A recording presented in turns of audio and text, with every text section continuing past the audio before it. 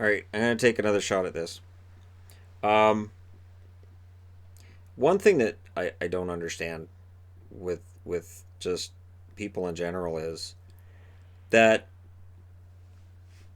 there's a lot of people who don't seem to understand sarcasm, and whenever I do a video where there's a comedic take to it, whether it's funny or not, it's done. So whether you think it's funny or it's not, it's done.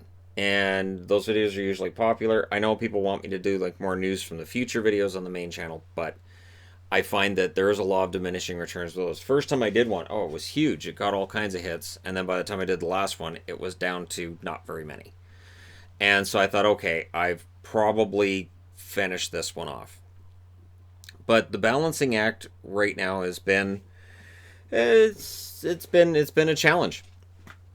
I did the video last night on Elliot Friedman, and I did that because the hockey world found out that a player had tested positive for COVID-19, and it's not league policy, team policy, or player policy to have that information released. So I thought I'm not doing a video on that because it's not supposed to be common knowledge. TSN has not mentioned the name of the player, neither Sportsnet.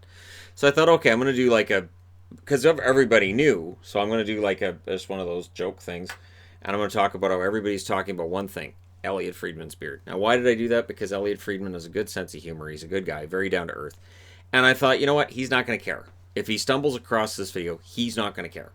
He's not going to get offended. He's not going to be upset. He's not that kind of guy. And I remember the last time that he grew out a beard, and he ended up on Sportsnet, and they talked to him about it. He didn't care. So I thought, you know what? This is perfect. Because I watched him in the interview with him and Chris Johnson and David Amber. And David Amber looks well put together. Chris Johnson, hair's done nicely, beard's nicely kept.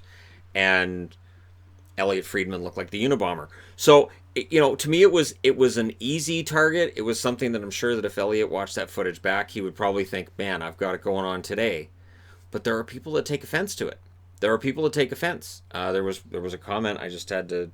It gets held, and if people understood just how many words automatically get you held, yeah, it's not a lot of fun for people trying to troll right now on this or the main channel. The words are the same on both channels. So there was a comment on there that was, so you grow up to be 5'5" and you're gonna make fun of him and you're soft and blah blah blah, and it just went off and talked about what a POS I was, and I'm like, so you don't get the joke. Okay, all right, you don't get it. And I've had that reaction. There's been a few comments like that I've had to delete, which are like, I can't believe you're taking shots at this guy. This is unacceptable. You're jealous of his success and you wish you were a big wait. What? No. It's humor. It's an attempt at humor. Whether it's funny or not is up to other people to decide. But it's just a joke. Like, when it comes to which sources I trust the most around the hockey world, Elliot Friedman's at the top. Elliot Friedman and Kevin Drager and Bob McKenzie are probably my top three just off the top of my head. Where if they say something, I see it on Twitter, I will immediately throw that onto a board and report it and say this is what's happening. Friedman is often the first one to report things. Now, sometimes it's John Shannon. John Shannon has broken things. Sometimes it's Pierre LeBrun. And, it was Steve Simmons yesterday, which just... Anyways, but it's interesting because we're in an environment now, and this is something that I've seen happening on Twitter too. So there's a lot of comedians and wrestlers and basically women who are coming forward and going, so this guy's an ass. And here's how I know, and here's my experience.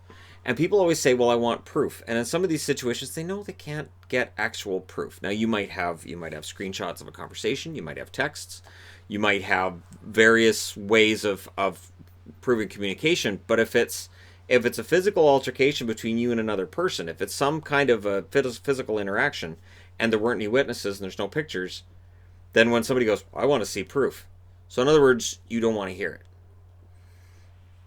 And that's kind of problematic, but at the same time, it's kind of understandable too. Like, I'm not saying that every time somebody comes out and says something that we should just go ahead and just straight on cancel. But hearing a person out doesn't mean that that's a bad thing. And I've been shocked at some of the things I've seen online. But again, there's always somebody who's, yeah, well, guess what? There was one reporter that there was a thread on Reddit that was all about her looks and about just it was awful. And so I saw all these comments being thrown around, and I actually messaged her and I said, I'm really sorry you're going through this, and that you're seeing the worst in people, and this is unacceptable behavior. And when she tried to say I'm not comfortable with people talking about me like that, their answer was basically on the lines of, yeah, well, you chose this job, you're a public figure, get used to it. And they doubled down on the behavior. And so eventually what happened was that the post got taken down, that the entire thread got deleted because people were upset, and very vocal about how upset they were. And whoever was running, I think it was just on Reddit, whoever was running that probably went, this is going to be a hassle, this is going to be a nightmare, just take it out. But she messaged me and she thanked me, and she said, this isn't the first time this has happened, it comes with the territory, and it's because she's a female reporter. So, it's always going to be, well, it all comes down to looks. And there's some of that with men, too. Coming back to Elliot Friedman. Kidding. Just kidding. Maybe I should do that in comedy videos, just at the end go, by the way, I'm kidding. So when I say Gary Bettman's a vampire and he started the War of 1812, I'm kidding. Do I do that? Or, like, because you can't make jokes. Now, there are certain jokes that aren't really funny as well. It's like, oh, they're joking about that. I don't know that you should. That's, maybe cut that. Maybe don't make that joke. And certainly with the comedian thing where they're being called out, you look back at some of their sets and you go, oh, they were telling us exactly who they were in this set, and we laughed and thought they were kidding. That's disturbing. They were telling us exactly what they were, but doing it in such a way that it was tongue-in-cheek. So maybe I actually am jealous of Friedman. But see, at the same time, the amount of time that I spend concerned with what somebody else thinks has dropped from where it was 4 years ago, because I realized at some point, you can't control how somebody else feels, what somebody else thinks. You can't control somebody else's reaction to what you post. You have to post. Last night when I did the two videos, and the first one I did was very, tongue-in-cheek and, oh, look at his hair. And the second one was very serious. Like, this is where I think integrity matters when it comes to media. Those were supposed to be two completely juxtaposed, opposite ideas, and I wore the same jersey in both videos to kind of give the idea of, hey, these are two sides of the same coin. This is my way of in two different instances showing you how I feel about this. Because the joke one, I kind of was like, oh, and people are all talking about this, but what's more important is, right? So, there's days where it can be tough doing this, and some of the negativity, how it breaks people that I live near Vancouver, but I can cheer for the Bruins at the same time. And I've explained it till I'm blue in the face. I have explained it for years. It goes all the way back to early 2000s, I want to say, like way before I had a channel, where people would be like, oh, who do you cheer for? Well, Vancouver and Boston. Well, wait, how can you cheer for two teams? Like, at my old job, I wore a hard hat, and I would have 3 stickers under here. I had a Vancouver, Boston, and Dallas. And then on the front, I would allow myself 1 sticker. Now, of course, food safety issues, you can't have stickers all over your hard hat. But I was like, all right, I'll put one right in the middle on the front, where it doesn't normally get dirty anyways, and because I work pretty clean. And I would usually pick Boston. I usually wear the Boston one. People like, you're a Bruins fan? Yeah. Sometimes I have it on the back of it. Sometimes I have it on the front. I'm like, yeah, I'm a Bruins fan. Why? I don't know. Why do you like the color green? We like the things we like. And I'm kind of past the point. I kind of feel like I'm past the point of explaining it, but it still makes people angry. He lives near Vancouver and he cheers for Boston. Can you believe that? Yeah, can you believe I've done it since the 80s? That's the part people forget about. It's not that I picked up on Boston and started cheering for them in 2011. It's that I've cheered for them the whole way through. And in the 2011 finals, I was cheering for Vancouver. But that all gets lost in the translation.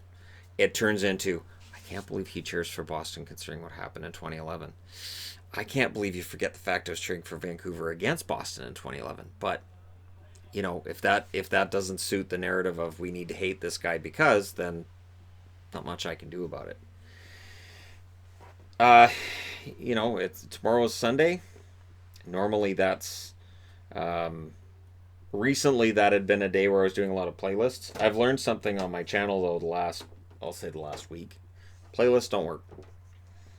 I love to have all my boards set up and do playlists and go through and do all 31 teams. They just don't perform.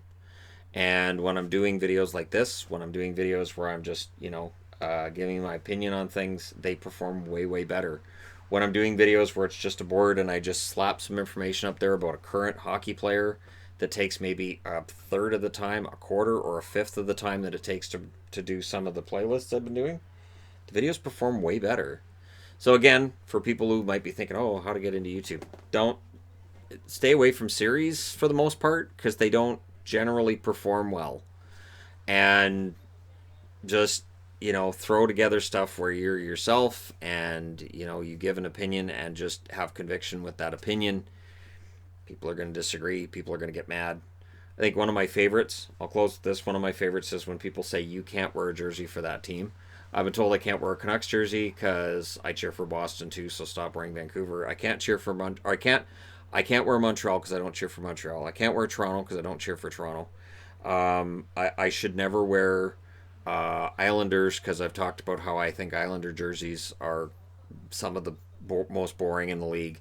I can't wear Ottawa because I've said bad things about Melnick. I can't wear Anaheim. I remember Anaheim I couldn't wear because I didn't like them. I wasn't allowed to wear San Jose because I didn't like them. Like, it starts to really pare down this collection quickly. Basically to the point where I can't wear anything. Oh, in Boston, I get Boston fans who say, well, you can't really be a Bruins fan because you don't live in Boston. So, or because, well, you can't cheer for Vancouver and Boston. So we've had a vote as Bruins fans and you're out. They don't say that literally, but that's kind of how it comes across. It, I'm not going to stop doing the humorous videos on occasion because they work. They generate a lot of hits. They generate a lot of hits years later. So they keep having people come back to them. I'm not going to stop doing the videos where I might give my opinion and lead to more downvotes because they do well. And I always feel better after I do those videos. Sort of like I always feel better after I do a video like this where I'm just myself and I just say, hey, this is me. This is it. And I feel like that's the important factor. And I know with channels that I follow, there's plenty of channels I follow where I can get the information they're giving me from other sources, but I subscribe to them for them. And so I get the information from them because I like them and I like the way they deliver it, or I like how they decide what to report and what not to. And that's important too. So, in this era where there's a lot of heated opinions and there's definitely heated opinions on everything. I did a video on this channel a long time ago where I talked about left and right. So political left and right and how they don't talk to each other. The environment 4 years after I've done that video is so much worse. The divide has grown so much wider that I don't even try. I don't even try to have any sort of a debate with anybody anymore. I've given up because it's I believe this, you believe that, and there will be no discussions. And that's it. So it's too bad. It's too bad that we're in that state. It's too bad that it feels like this hyper partisan atmosphere is getting stronger and stronger and stronger with each year. And I don't know that there's necessarily a fix for it unless we find a voice somewhere in the middle that people rally around as a whole and say, you know what, this person makes a lot of sense. But I don't know how to do that when you have two diametrically opposed opinions on everything. Absolutely everything. It's crazy to me. But let me know your thoughts. hit like and subscribe if you're browsing right through. You just happened upon this video. Thank you guys so much for all your support. It is those subscribers, those people who do contact me and say, "Hey, thanks for your work. Thanks for that video. Thanks for helping to keep me cheered up during 2020 being a giant ball sack of horribleness." And it's true. 2020 has been bad, and I make jokes and little remarks which again make people upset, where I say 2020 has been kind of a challenge. You calling this kind of a challenge? You're saying it's been a speed bump? That's awful. Yeah. Yeah. Right. Okay. Thanks for understanding for those of you that do. And hey, we'll get through it. I believe that. So, thanks again. And I will talk to you guys again soon. And the support is always greatly appreciated. I will be posting videos on this channel regularly. Remember, there's a live stream on this channel tomorrow, which is Sunday, and we have live streams on Thursday. I'm leaning towards trying to do a Gran Turismo one, but we'll see if Gran Turismo works. I may have a way to make it work.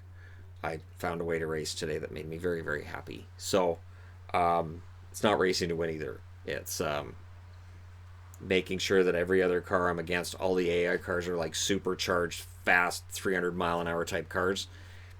And I'm driving a Volkswagen bus and trying to run them all off the road. Make sure there's laps, lots of laps, and then drive like a crazy person. So basically do GTA on Gran Turismo, and I was happy. That may happen tomorrow. Let me know your thoughts on that in the comment section below. I will talk to you then.